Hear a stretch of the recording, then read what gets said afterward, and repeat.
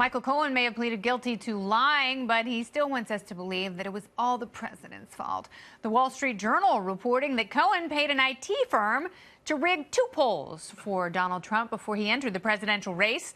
Cohen allegedly handed the owner of Redfinch Solutions, LLC, a blue Walmart bag with $13,000 in party cash and a stinky boxing glove, allegedly belonging to a Brazilian mixed martial artist. Cohen, well, he didn't deny it, but he was quick to pass the buck, tweeting, quote, "As for the WSJ article on poll rigging, what I did was at the discretion of and for the sole benefit of real Donald Trump POTUS. I truly regret my blind loyalty to a man who doesn't deserve it." Cohen claims he paid the firm a total of $50,000, and all of it was by check, but the firm's owner says no, he only received $13,000. The Journal reporting that Cohen asked for and received a $50,000 reimbursement from the Trump Organization. This prompted the president's current lawyer, Rudy Giuliani, to tell the Journal, quote, "The president did not know about this. If it happened, the real takeaway from your story is, didn't he steal $37,000? So did the president's former fixer fix the polls and pocket a few grand along the way? And if so, who's really to blame?" Joining me now, Fox News national security strategist, former deputy assistant to President Donald J. Trump, and author of Why We Fight, Dr. Sebastian Gorka. Welcome back. Thank you, Kennedy. How do you fudge polls? How do you get to be a convicted liar and a thief and then expect us to believe you just days before you go to a federal prison to be locked up? This man is pathetic. Yeah, he's something. He started the handle Women for Cohen. And let me just read their tagline. Strong, pit bull, sex symbol, no nonsense, business-oriented, and ready to make a difference. Woo! And this is still an active account. Good job, Michael.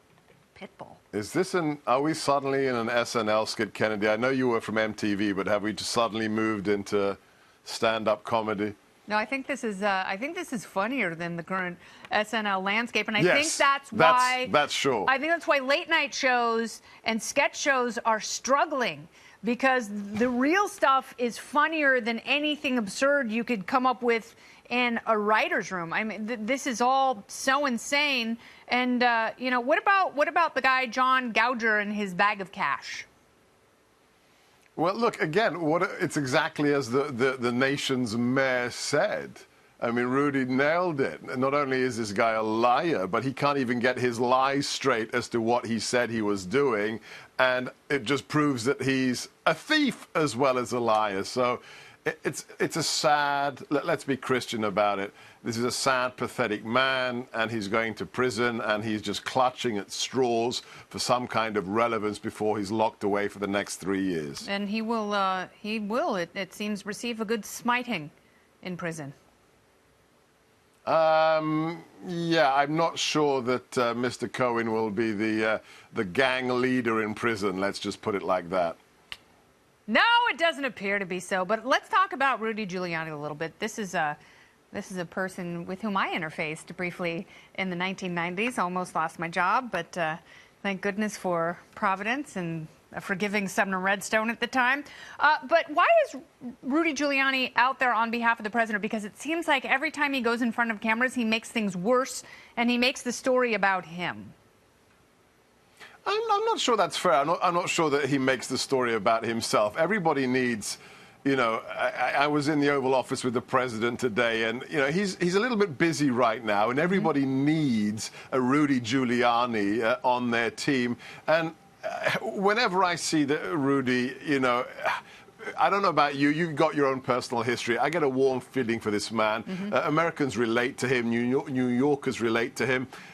And he just shoots from the hip half the time, and that's okay. They relate to a time when the city ran more smoothly. Yes. And that Rudy Giuliani, there are people who long for that Rudy sometimes, because there are other times when he doesn't do his client a great service by going out and saying that maybe there were people on the campaign who were colluding with Russia. But that's not what he said. Well, it's a classic It's a classic selective quote. If you watch the whole interview then in context, here's the cure to selective quotes.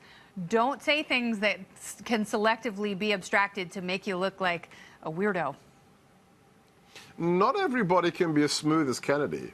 I am so far from smooth. I am as prickly and as I mean, when it comes to talking extemporaneously on live television, yeah, it's, no, it takes skill. I say some doozies, and I guess I'm giving Rudy Giuliani. That's why no one would ever hire me to defend the president or to be his mouthpiece, because I would say a lot of really interesting stuff that would get everyone I don't know. in trouble. I think you could be quite effective. You want me to have a word with the big man?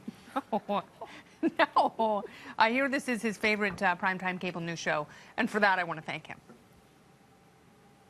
I'll get the message to him. Pretty sure he doesn't watch anything else at 9 o'clock Eastern. Sebastian Gorka, thank you so much for your time. God bless. Thank you. You too. Thank you.